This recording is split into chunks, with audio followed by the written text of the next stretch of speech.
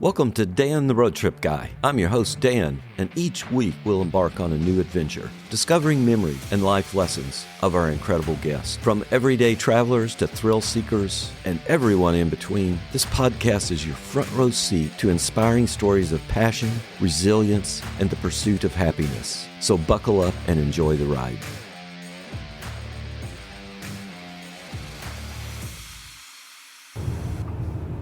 Well, I'm excited for my drive today. It's a beautiful morning here in Cincinnati, and I'm actually in the car. It's been a while since I've had a guest in the car. My guest today is Frank Geers. Frank is the founder of American Cornhole Organization. Yep, you heard that right. We're going to talk about cornhole today. A favorite pastime, game/sport of many. Frank spent a number of years working with his dad in the family business. He then ventured off and started a marketing company, and then 20 years ago again formed American Cornhole Organization. I hope you enjoy this episode as we head out on our little short drive this morning. Well, Frank, I thought we might just take a drive around the neighborhood and then venture up to the headquarters of American Cornhole Organization. I believe you call that ACO for short. We go by ACO, yeah. Okay. The acronym stands for American Cornhole Organization. It is funny, anytime, Dan, that I get together to talk with a reporter or somebody like that, I always have to make sure that they understand that we are the organization, ACO, American Cornhole Organization, because there are other groups out there. I've been around for like 20 years, but there are other groups that jumped on board to. I could not trademark the name American Cornhole, so there are other groups that came on. There's a American Cornhole League, American Cornhole Association, but we're recognized as the governing body and have been around the longest out of anybody. And First car story. I got a car story, maybe. I don't know. I'll think about it. It'll come to me in a second, maybe. Epic road trips. Epic road trips, man. I love it. Okay, cool. And then we'll talk about cornhole. Absolutely. And I'm going to ask you for just 2 or 3 minutes, because my listeners, maybe some of them don't even know what cornhole is. Okay. Give me the history of it in 3 minutes. Can you do that? Yeah, we can do that. Cool. And then we'll talk about ACO and what took you down that path. Okay, fire. You worked for your dad for a long time, right? I worked for my pops for a while. My dad had a really good business. It was called F. James Geers and Company, and he was basically a print broker fulfillment type of service. And I came out of school. I went to Xavier University and came out of school and went straight into work for Dad, because I had worked for him, as a kid growing up and through high school and college days, and just parlayed that into wanting to go be with my dad. I enjoyed being with my dad, and started that and was with him for, I don't know, maybe 20, not quite 20 years, 15 years probably out of school. And I went to Dad one day and I said, Dad, I need to move on, and ended up leave. I cried the day I told him I had to leave, but moved on and started a marketing firm called Harris Hawk. Okay. With a buddy by the name of Frank Batchy at the time, and Frank and I came together. I used to run a golf outing for like 35 years. I did this family golf outing, so I've always been into entertaining people and putting on activities and stuff. And this golf outing that I put on was called the Bologna Open. It was the Geers Bologna Open. And I grew it, Dan, to the point that we had over like 100 people. The biggest year I had 100 people. A buddy came in from Boston. Some friends came in from the Dallas market. And buddies from college and high school came back to play.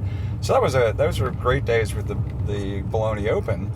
And that's how I came to know Frank Batchy. And Frank Batchy and I started a company called Harris Hawk, which was a marketing company. And that was really a cool little venture for about 2.5, 3 years, where a year 2 into that business, we ended up winning an award locally here for like the fastest growing little company. But I was always looking for, while working for that company, I was always looking for a creative way to market a company. Okay. And I came across this game called cornhole. Yeah. And I looked at it and I said, man, that's a billboard waiting to happen. Logo the board, logo the bags, promote companies like, Coca-Cola and Budweiser and, Domino's Pizza, whatever it is, just all sorts of opportunities to showcase those brands at either festivals or trade shows or, bars, restaurants, that type of stuff. So that's cool. that's kind of how I initially got into this world of cornhole. Yeah. And at the time that I got into cornhole, Dan, the only thing people knew cornhole for was a sex act, a dirty sex act, and that's about it. But it's crazy though to see, and in the beginning too, it was really hard for us to sell the concept of cornhole to people. I did not invent cornhole. All I did was make cornhole better, is what I did. Yeah, exactly. And so speaking of that, give us the 3-minute elevator pitch on the history of is it a game or is it a sport? So cornhole is it started as a game. Okay. And it was me that said, hey, why can't this be a sport? How did basketball become a sport? How did golf become a sport? Somebody just said, hey, let's take this game and let's put more official rules and regulations to it, and let's become a governing body and push this thing forward and that's what I did. I took a backyard game that I did not create and I created it into a sport. Any idea, where did cornhole, the game, come from? That's the number one question that everybody always asks, and there is no set answer on that. I can just tell you that one of the most interesting stories, I think, and there's some validity to this, is that it was a game that was derived originally through the Indians, where they would actually, and it was a kid out of Indian Hill that kind of did the research paper on this thing, but the game was where Indians would dig a little hole in the earth, and they would fill a satchel with corn or beans or whatever. Sure. And they'd tie it, and they would stand back from that hole, and they would just chuck this bag towards this hole in the ground. And that's literally basically the concept of cornhole. Okay. But where it originated, nobody really knows. Now I will say that there's also a lot of traces that go back to a game in Germany. Okay. And Cincinnati has a lot of heritage for Germans. Sure. Our German heritage. It is kind of believed that that could be also the forefront of it. Yeah. Chicago and Cincinnati were the two places that really laid claim to really pushing this thing forward, this game of cornhole. Now Chicago, 20 plus years ago, really referred to this game as bags. They called it bags. Okay. And in I saw Bag-O or something like that. Bag-O's a little plastic board game. That's like a brand. Those are little. I don't know if cheesy is a good word to use, but they're a little. That's a child's toy. Child's toy. There you go. That's what I'm looking for. But no, it's Chicago battled with bags. We battled with cornhole. When I started in this thing, cornhole was already known as the name cornhole within 3-4 million people within this region. Northern Kentucky, Cincinnati, Ohio, Southern Indiana. They all recognize this game, this backyard game, as cornhole. So I always thought, why do we need to change the name? Let's just keep it cornhole. Tongue in cheek it was at the time. And 20 years later now, people really have come to know. I mean, shoot, it's on ESPN. Well, everywhere you go, there's like a cornhole board, right? Right? You can't get away from it anymore, man. I'll tell you, in the day, it was funny because, I live in a very nice community. I feel very blessed that I live where I live in Terrace Park and stuff like that. And I've got a lot of good friends in the area. But my wife in the early days, she cried when I told her I was going to go start this. Here's what I'm going to do. Yeah. What? What are you doing? And we in the community we live in, or I live in, Dan, is it's got doctors and lawyers and people with jobs that manufacturing people. And here I am, a guy that's just doing a college game of cornhole and going out and partying with people on a weekly basis. And so she was like, how are you going to support a family of 3 with this? And I'm like, you got to believe in me. You got to believe in me, man. I've got a vision here. I got it's a good one. I got a dream. That's cool. Hey, we'll back up a little bit.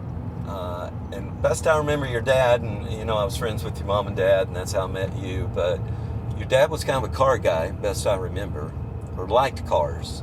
He drove a Lexus for about 400,000 miles, I think. Drove that Lexus to the ground. It was a beauty, man. It was blue. It was it was probably in the early days of Lexus. I don't know how long the brand of Lexus has been around, but he was an earlier follower of Lexus. He was pretty early. Yeah. What was your first car? My first car was a Cavalier, a Chevy Cavalier. My parents helped me get it. It was a little over 16 years old when I got it, and it was a fabulous little creature. Sure it was. But I'll tell you, my most memorable, actually I have two memorable cars because let's hear them. over my life, I've rarely had a brand new car. The next car after my Cavalier I got was a diesel station wagon. Okay, all right. So that thing, man, would fire up, and I don't know if you're familiar with diesel cars. That was pretty early days of diesel cars. The diesel cars, and then another car I ended up with was my father-in-law. I ended up buying his, and I got it for really cheap. I got it for like $1,000 or something like that. But there was this Cadillac that he had. He loved this Cadillac. It was a boat, dude. This thing was like from tip to end. It was probably 18 feet. It felt like it was ginormous. And you would take a turn, and when you took a turn with this thing, the front end was done making the turn while the back end was still coming around. And I mean, it was just a boat. And here I am, 27 years old, just married and stuff like that. And I'm this young kid driving this old man's, Cadillac. But that was a memorable little car that I had there too. The Cavalier, was that automatic, a stick, or? It was automatic. Automatic. I've always wanted to drive sticks, but I've never been efficient at driving a stick and never had a stick vehicle myself. So I got to get one of those one of these days. You need to get one. So you travel a lot, obviously now, but any epic road trips in your life, either with your parents or with your own family or just out on the road? Yeah, there's the shop. Hey, that's actually corporate headquarters. Corporate headquarters right there, buddy. Corporate headquarters of ACO. Yeah, I've gone on a couple of cool trips. I won't bother telling you about the ones to Florida. Two of my epic trips came in Florida. One was in high school during spring break with a bunch of friends that I went down there with, and the other one to Florida was with some buddies from college. I ended up getting down there, and I had to sleep in the trunk of the car, and all I remember was kind of holding the trunk sort of open so I could still breathe. And all I remember is mosquito, because we found like a subdivision that was being developed and stuff like that, and parked our car back there because all the hotels were booked up. And so I'm back in the trunk of this car sleeping. All I remember was the mosquitoes coming in my ear. But no, my most epic road trip that I can really think of off the top of my head here was my son Max. I have three sons. My youngest son is Charlie, my middle son is Max, and my oldest son is Bailey. Likes to go by John these days. Yeah, sure. But I call him Bailey. But my middle son, he's an aspiring singer and stuff like that, and he's kind of adventuresome. Sure. He ended up doing a road trip with me in the box truck. Box truck is a truck that for the ACO that carries all the boards and equipment and stuff across the country. Okay. And I'm on road excursions all the time. But this one particular trip, we had our world championships was going to be taking place out in Las Vegas, Nevada. Okay. I had him drive with me in the truck all the equipment to Las Vegas. But on that road trip, we stopped by, some friends in Kansas, had just an amazing steak dinner in Kansas. Okay. And then from there, we went to Colorado, ended up taking the box truck over to a place called Estes Park. Oh, yeah, it's a beautiful place. Absolutely gorgeous place. He and I climbed the mountains, ended up spending a couple minutes, looking out at this lake that was tucked up in top of the mountains. But then from there, we ended up over through Utah. Ended up meeting a friend of mine. I forget the city that we stopped at in Utah, but it was just a really great trip to Vegas. Got to Vegas, ran the cornhole tournament for the week, and then came back on the southern route, because going to Vegas we went kind of the northern route. Coming back from Vegas, we went the southern route, went through Albuquerque. That's where we spent the evening in Albuquerque. Then I went to Branson, Missouri. If you ever get to Branson, Missouri, that's a really special place. Lots of caving in that community, super golf courses. But they have a place that, if you didn't know where Branson is, it's near Springfield, Missouri as well. And out in that area, there's a guy by the name of Johnny Morris. Johnny Morris owns and operates Bass Pro Shops and Cabela's and stuff. He's the originator of all that. But there's a place called Top of the Rock out there. Okay. And Top of the Rock, again, if anybody's listening to the show, if you ever get out there, 100% tell you got to go there and check it out. It is a special place. But yeah, that was probably one of my most memorable overall road trips, and it was neat to share it with one of my sons. Yeah, that's always fun to share it with a spouse or a child. But I don't think I've ever had anybody tell me about a road trip in a box truck. So that's a first.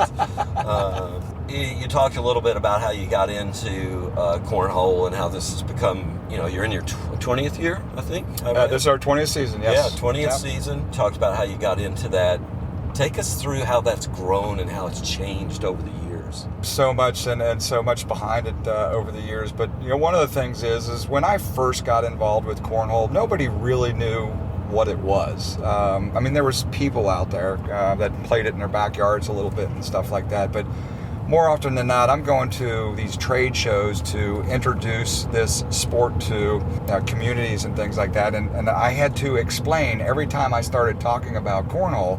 I would have to explain to somebody how you play the game and what it is. And then they'd ask, where did the name cornhole come from? And really the name cornhole came from a simple thing. It's a board with a hole in it that you have bags that are filled with corn that you throw towards it.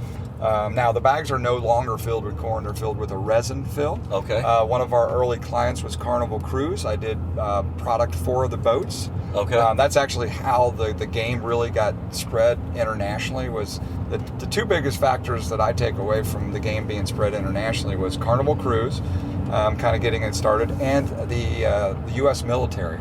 So a lot of people in the military play cornhole for fun. But yeah, in the early days, educating people on what the game was. Now, as you progress, 20 years later, after the ACO invented the two-sided bag, we invented the concept of... what is that? I read that on your website. I'm like, what is a two-sided bag? I thought it had two sides. So there actually is a really kind of little cool story behind that. Cornhole, this was in the early days. This was probably 19 years ago. One of my uncles, my Uncle Scott, he had an upholstery company. You know what upholstery is, right? Sure, yeah. I'm in there, and I found him to be the one to start sewing my bags initially. So he made my bags for me. One day in there with Scott, as he's making a batch of bags for me that I was getting ready to take to deliver to a client, while I'm waiting, I'm sitting there looking at a swatch book of all these fabrics. Oh, sure. Okay. And as I'm looking at this swatch book of all these fabrics, it just dawned on me. I'm like, Scott, man, because I found a couple fabrics I like. One was like this synthetic suede. And I was like, Scott, is there any way that I could take two different fabrics and marry them together to make a bag? Dan, the concept came to me to create a strategy and more complexity to the game, because at that point in time, every bag had been made out of canvas. Okay. Traditional canvas. And every bag was filled with corn. Sure. Well, for me, thinking of this idea of two different fabrics was each fabric would react differently on the board. So the idea was to create one of the fabrics would have more of a stick feel. Okay. And the other fabric would have more of a slide. So you'd have a slick and stick or a slide and slip and slide type of thing. Yeah. That's how it kind of got started. It really, from here, the rest is history. I did look to, patent and that at the time, and in talking to the attorneys, they said, that's a design patent. You can do it if you want to do it, but it's going to be relatively easy for somebody to get around that patent. Sure. Instead of wasting my money and my energy on it, I just went forward with creating the concept of the two-sided bag, which now the industry is filled with two-sided bags. Oh, really? Yeah. Okay. So it's really basically become the standard. Now, is it the player's choice? I'm gonna throw with the... Yeah, so that's funny. We actually called it the player's choice. Oh, so it was called the player's choice. So the player had a choice of throwing a stick or a slick side. Okay. In the stick side, the concept with the stick side was you would use that to possibly throw a blocker shot to keep you from sliding to the hole. So that was a theory with that. There's a strategy to that. Yeah, people think about it as it's as simple as throwing the bag into the hole. I'm sure you can take every sport. Hockey's as simple as putting the puck in the net. Basketball's as simple as shooting the ball into the hoop. Cornhole's as simple as putting the bag into the hole. People liken it to shuffleboard and horseshoes and darts and billiards. Kind of along those lines of sports. Bowling. The one thing that's different about like cornhole than bowling, for instance, is you can't play defense in bowling. Sure. Right? It's just you against the pins up there. In cornhole, there is strategies that you can take by muddying up the board, using that stick side of the bag to kind of lay it low to force the competitor to go, through your bag or up over top or cut around it. So there is strategies to defense, in the sport of cornhole. So it isn't just, you against the whole type of thing. Yeah. What's a tournament weekend like? Because I was looking at the standings and I'm like, oh my gosh, there's hundreds of people on here. Oh yeah. Now we've got some big tournaments. Matter of fact, locally in Cincinnati, every September we run one out in Hamilton, Ohio, at a place called the Spooky Nook. It's a big sports complex. Yeah. This past year we had 600 plus players come out from like 19 states. That's a big one. If any listeners are interested, we will be back there in September. Yeah, love to see you come on out. What's their date? This year's is the first weekend of October. The first weekend of October. Yeah, Perfect. First weekend of October. But no, that's a great. But what's it like in a weekend? These things we do across the country, Dan, they're called. And talking about road trips and stuff like that. These players of mine, we have an award for players of ours that's called the Road Dog. Okay. And this past year I had 43 majors across the country, from Fresno, California to Duluth, Minnesota to Fort Walton, Florida to Hamilton, Ohio. So they're all over the country. Buffalo, New York, Atlantic City. So they're all over the country.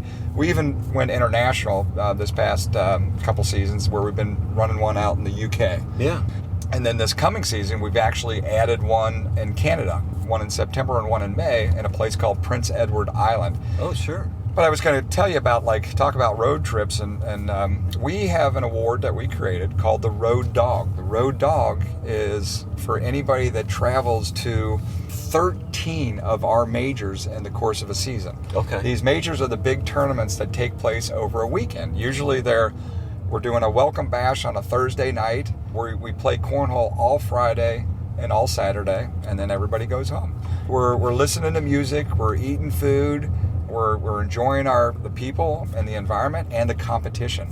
I'm not going to kid you, the competition is at the highest of all levels, but these people it's like almost a family reunion when you go to these events. But the Road Dog is for somebody that goes to 13 of these events. Now, I told you how many different cities and the places that we go for these things. These people have to take off several days of work just to go to one event, right? Well, sure.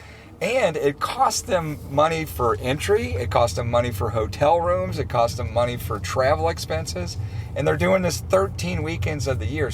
This is a commitment. It is a commitment, man. And we had a friend of mine, a dear friend of mine, Mike Schaefer Sr., passed away.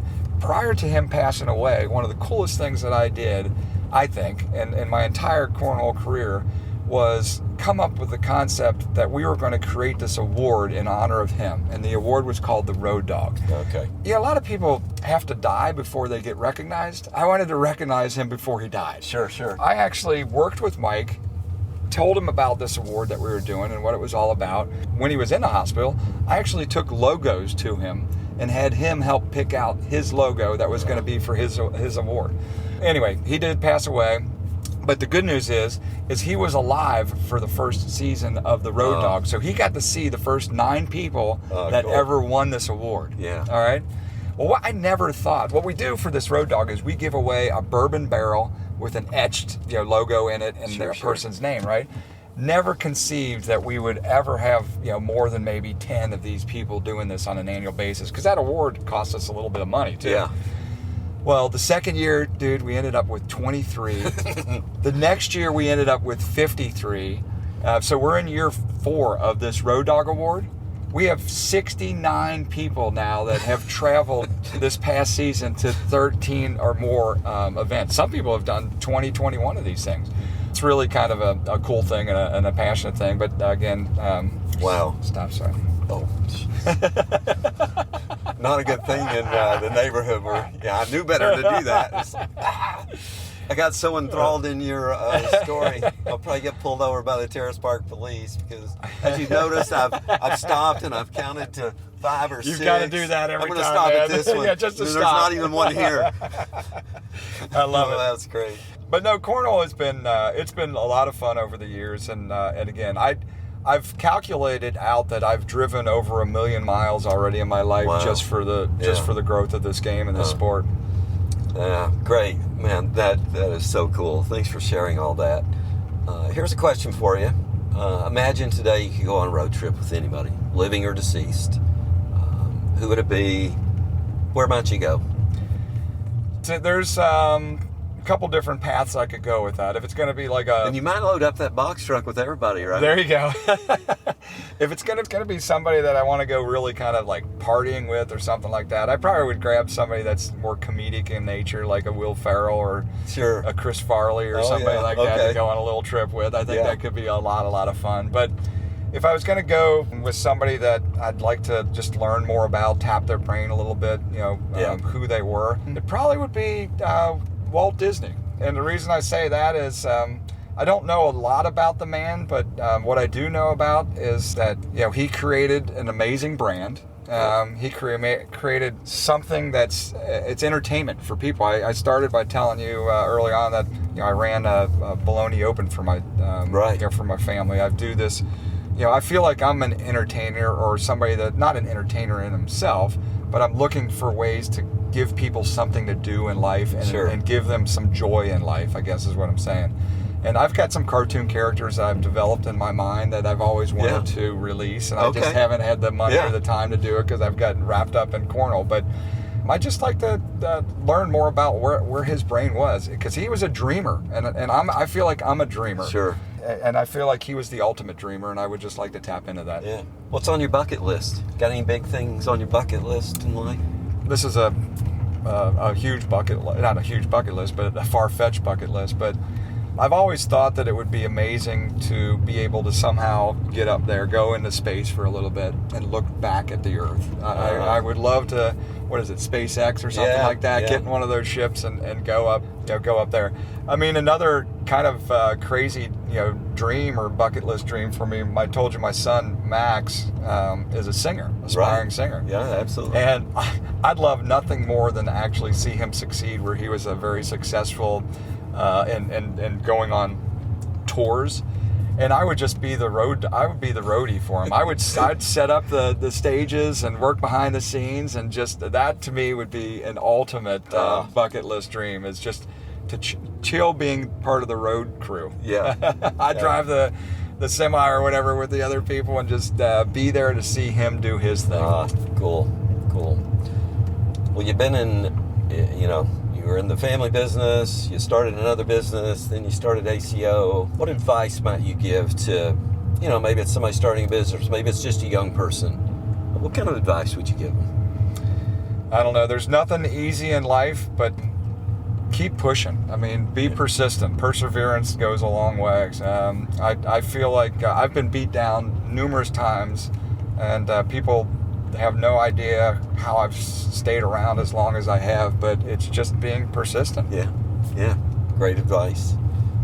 Well, Frank, this has been a pleasure for me. It's a beautiful morning here in our town, and just to drive around with you and learn a little bit more about cornhole.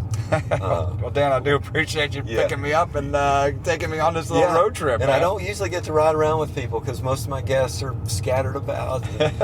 Let's leave our listeners with, if they're interested in cornhole, or just leave them with how to find you, how to find ACO, if there's a charity you love, whatever it is. I'd love to get people more interested in American Cornhole, and specifically me and the ACO. Our website is AmericanCornhole.com. Okay. Our YouTube channel is just YouTube/American Cornhole. And you can find us on both of those. And my name is Frank Geers. And if anybody's really interested, you can even give me a personal email, frank@AmericanCornhole.com. I have no one charity that we specifically support, but I will tell you, if there's big charities out there listening and stuff like that, cornhole is a wonderful way to promote your brand and your business.